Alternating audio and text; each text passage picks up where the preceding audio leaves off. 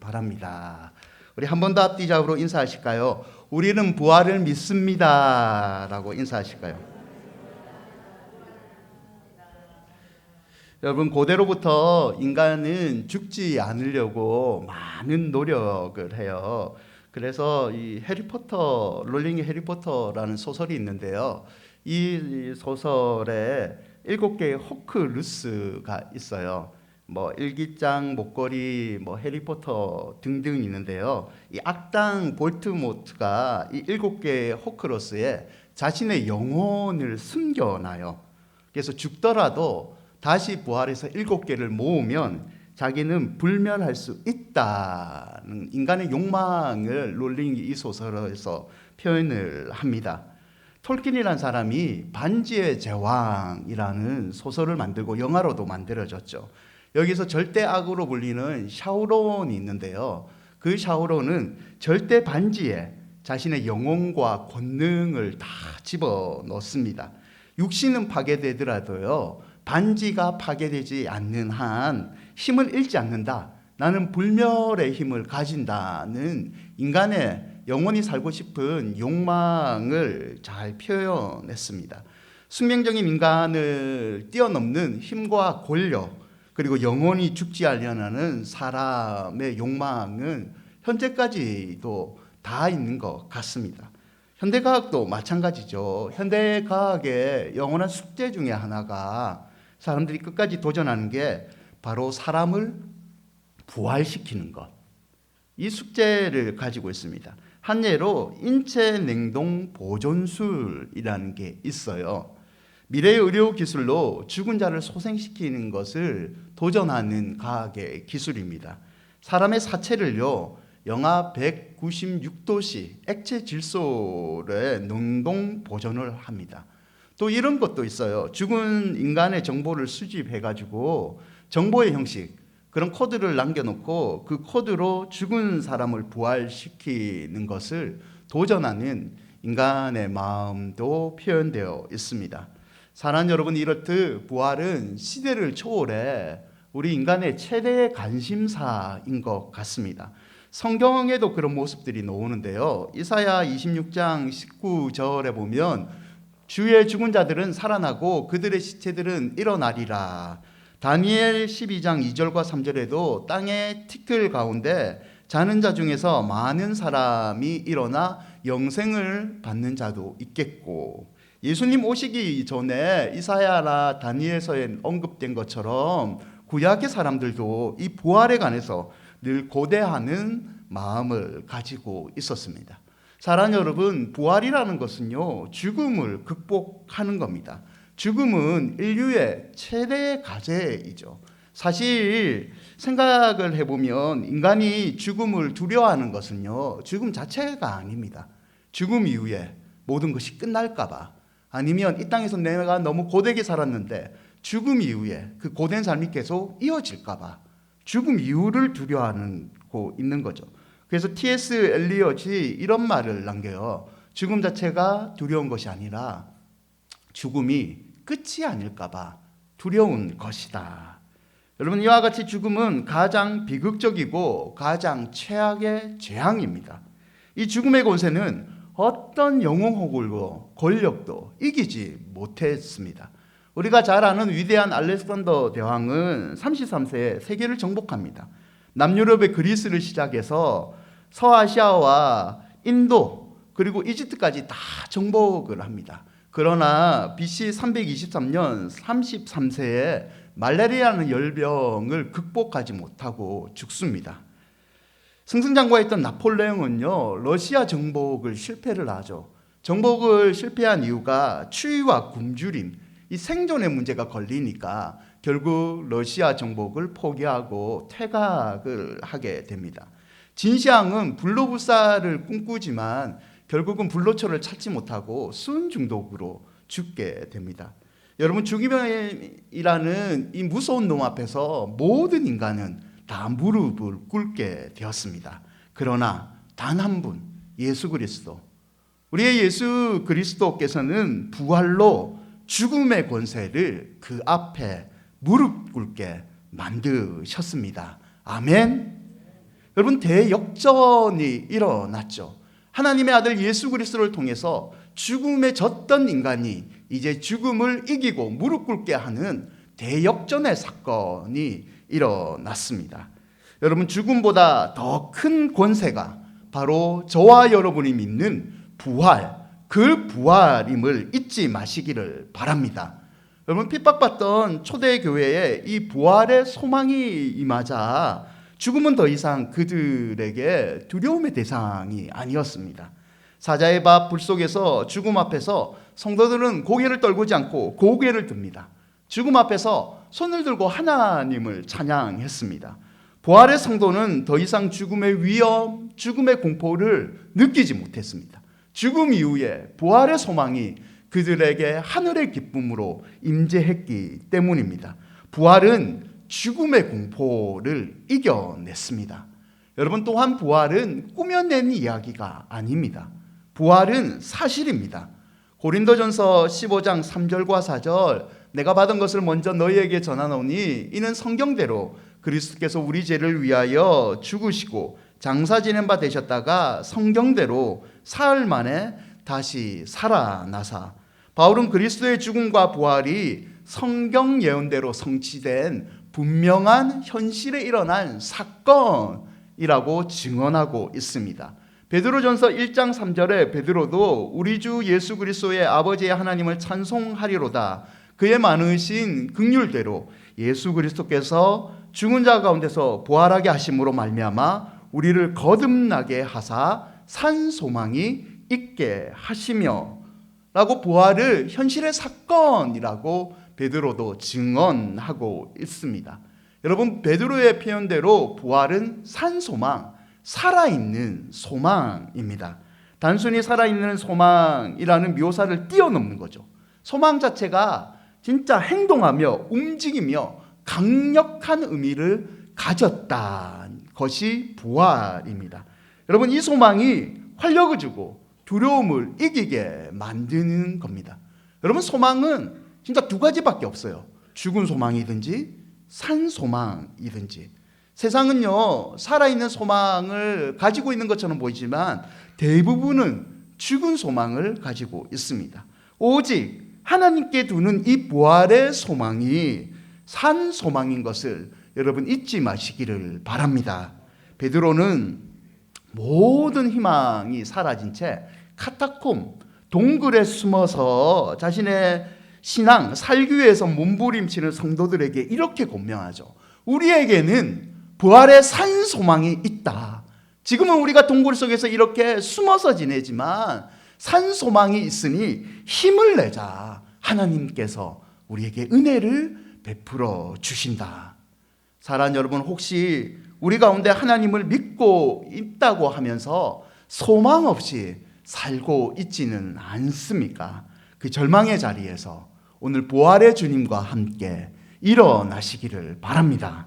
부활의 주님이 여러분과 여러분의 가정에 살아있는 소망이 되어 주실 줄 믿습니다. 여러분, 부활은 성경대로 이루어진 하나님 말씀의 성취입니다. 성경은 부활에 대한 기사에 가득 찼습니다. 100회 이상 예수님의 부활을 성경은 증거하고 있습니다. 고린도전서 15장 5절과 8절인데요. 게바에게 보이시고 후에 12제자에게와 그 위에 500여 형제에게 일시에 보이셨으니 그 중에 지금까지는 대다수는 살아있고 어떤 사람은 잠들었으며 그 위에 야고보에게 보이셨으며 그 위에 모든 사도에게와 맨 나중에 만세 찍지 못하여 난 자 같은 내게도 보이셨느니라. 이와 같이 수많은 사람들에게 보였던 게 부활, 이 부활입니다. 역사가 아놀드 토인비는 이런 말을 남겨요. 나는 여러 해 동안 여러 시대를 연구하고 여러 저서에 대한 증거도 조사하여 보고 헤아려 보았으나 인생의 역사 중에서 그리스도가 죽으신 후 다시 살아나셨다는 사실보다 더 이상 분명하고 명백한 증거는 없다. 여러분, 오늘 이 시간, 이 예배 시간을 통해서 다시 한번 부활을 믿음으로 강력한 산소망을 가지시기를 축원드립니다. 그러면 부활 사건이 주는 교훈은 무엇일까요? 첫째는 지금도 살아 계시다입니다. 여러분, 예수님은 지금도 살아 계십니다. 부활은 과거의 사건, 미래의 사건뿐만 아니라 현재의 사건입니다. 부활을 믿는 성도들은 현재 이 소망을, 산 소망을 누리는 삶을 살아야 됩니다. 우리는 부활의 주와 함께 지금 살아가고 있습니다. 고린도서 5장 17절 말씀인데요. 함께 읽을까요? 그런즉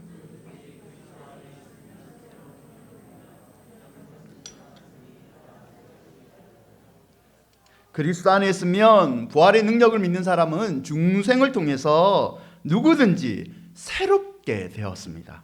부활하신 그리스도 안에 있으면 누구든지 새로운 피조물이 된 거죠. 새로운 피조물은 한 번 피조물 되고 끝나는 것 아닙니다. 계속해서 현재 내가 새로운 피조물로서 죽음을 이기고 죄를 이기고 깨끗한 하나님의 자녀의 삶을 살 수 있다는 겁니다. 오늘 설교가 마치면 세례식을 베풀게 됩니다.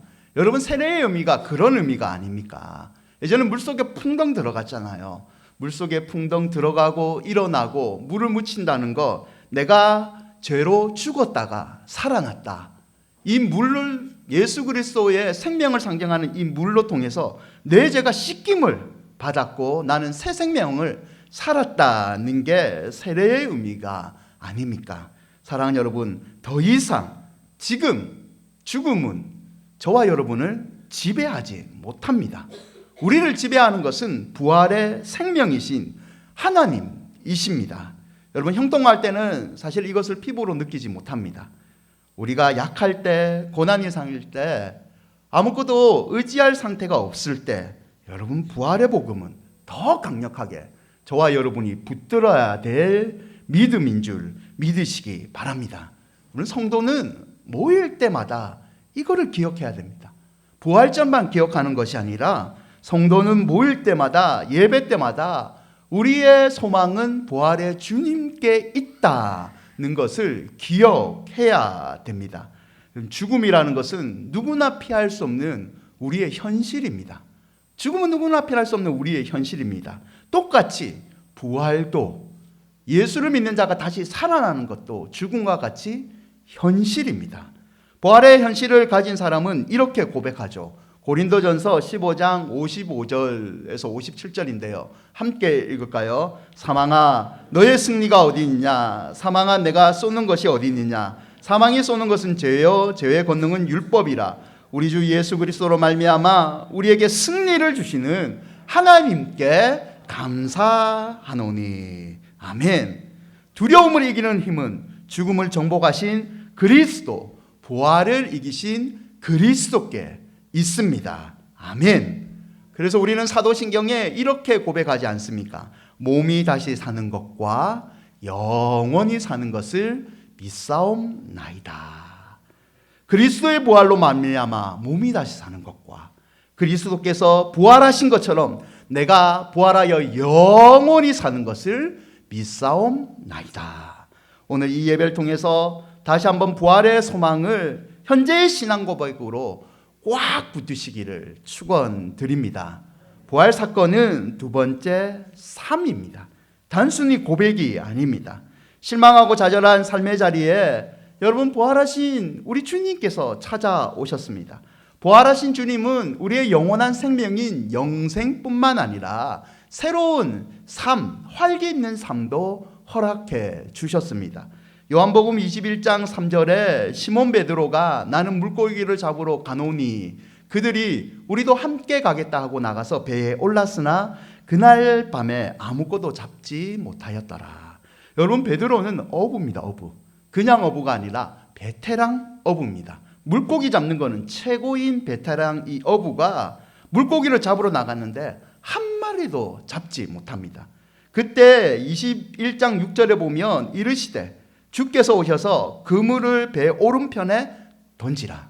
그리하면 잡으리라 하시니 이에 베드로가 던졌더니 물고기가 많아 그물을 들 수 없더라. 부활하신 예수님께서 말씀하셨죠. 던져라. 그리하면 잡으리라. 물고기가 많아 그물을 들 수 없었더라. 어부의 삶이 물고기를 잡지 못했지만 다시 물고기를 잘 잡는 이 어부의 평소의 삶이 베드로는 회복되었습니다. 사랑하는 여러분, 부활하신 예수님께서 지금 삶에서 우리에게 찾아오시고 우리의 모든 삶을 회복시킬 줄 믿습니다. 영국의 에드워드 모트라는 37살 난 캐비넷 제조공이 있었습니다. 이분은 젊은 시절에 공장에서 일을 했어요. 공장에서 일을 하다 보니까 늘 열등감과 패배감, 원망에 쌓여 있었습니다. 그의 삶에는 소망이 없었죠. 어느 날 런던 거리를 배회하다가 자그마한 교회를 봅니다. 교회 한번 들어가고 싶다. 예배당에 들어가니까 마침 목사님이 요한복음 3장으로 거듭남에 대한 설교를 했어요. 이 모트는 마음속에 그래 나도 한번 예수님을 믿고 이제 거듭나 봐야겠다는 강렬한 소원이 생겼답니다. 그리스도를 영접합니다. 그리고 에드워드 모트는 일기에 이렇게 기록합니다. 내 망치 소리는 이제 노래하기 시작했다. 내 망치는 이제 춤을 춘다. 그리고 내 눈동자는 생기가 돌고 내 마음속에는 생수가 솟는다. 예수께서 내 마음에 오셨기 때문이다. 나는 거듭났다. 그 이후로 그의 삶은 변화가 일어납니다. 그는 삶을 행복하게 느끼기 시작했고 성실한 삶을 샀습니다. 자기가 일하던 목공소를 소유하게 됩니다. 목공소를 점점 확장합니다. 55세에는 그 은혜에 너무 감사해서 자신의 전 재산을 바치고 사업을 정리하고 런던에 교회를 짓습니다. 목사가 되어 복음을 전하죠. 그리고 37살 때 예수님의 사랑을 기억하면서 감사의 시를 적는데요. 그 감사의 시가 찬송가 488장입니다. 이 몸의 소망 무엔가 우리 주 예수뿐일세 우리 주 예수 밖에는 믿으리 아주 없도다. 굳건한 반석이시니 그 위에 내가 서리라. 그 위에 내가 서리라. 아멘. 사랑하는 여러분, 부활은 우리의 현재의 삶을 변화시켜 줍니다. 굳건한 반석이신 예수 그리스도께서 현재 절망 가운데 살아가는 여러분의 굳건한 반석이 되어 주실 줄 믿습니다. 그렇다면 부활을 믿는 성도들은 어떤 삶을 살아야 될까요? 첫째는 죄를 죽여야 됩니다. 누가복음 9장 23절에 또 무리에게 이르시되 아무든지 나를 따라오려거든 자기를 부인하고 날마다 제 십자가를 지고 나를 따를 것이니라. 부활하신 예수님을 믿는 사람은 예수님을 따라가야 되는데 자기를 부인하고 날마다 십자가를 지는 삶, 죄를 죽이는 삶을 살아야 됩니다. 히브리서 12장 4절에서는 너희가 죄와 싸우되 아직 피 흘리기까지는 대항하지 아니하고 죄를 피 흘리기까지 철저하게 죽이는 그런 삶을 부활한 성도는 살아야 된다는 거죠. 사랑하는 여러분, 부활하신 주님과 함께 우리는 더 이상 죽음의 상태에 머물러 있지 않습니다. 그러므로 우리는 죽음의 상태에서 빠져나오기 위해서 매일매일 죄를 죽이는 몸부림치는 신앙을 행동을 해야 될 줄 믿습니다. 두 번째, 부활을 믿는 성도의 태도는 기도하라입니다. 부활은 현재 성도의 기도 생활의 보증과 근거가 됩니다. 여러분, 기도를 마칠 때 어떻게 마치십니까? 잘 마쳤습니다. 잘 계세요. 짝짝짝. 이렇게 마치나요? 예수 그리스도의 이름, 예수님의 이름으로 아멘. 이렇게 마치시죠. 이유가 뭐죠? 부활하신 예수 그리스도께서 우리의 기도의 근거와 중보자가 되시기 때문입니다. 부활하신 예수 그리스도는 부활의 능력으로 현재 우리의 기도를 들어주시고요, 아버지 하나님께 그 기도를 대신 아뢰어 주십니다. 히브리서 7장 25절에 그러므로 자기를 힘입어 아버지 하나님께 나아가는 자들을 온전히 구원하실 수 있으니 이는 그가 항상 살아계셔서 그들을 위하여 간구하심이라. 여러분, 부활하신 예수 그리스도는 살아계셔서 우리의 기도를 들어주십니다. 우리를 위해서 친히 간구하고 계시죠. 그러므로 부활의 소망을 여러분 믿는다면 더 간절히 기도하시기를 바랍니다. 마지막으로 부활의 소망을 가진 성도의 태도는 전하라입니다. 요한복음 21장 17절인데요. 우리 함께 읽을까요? 세 번째 이르시되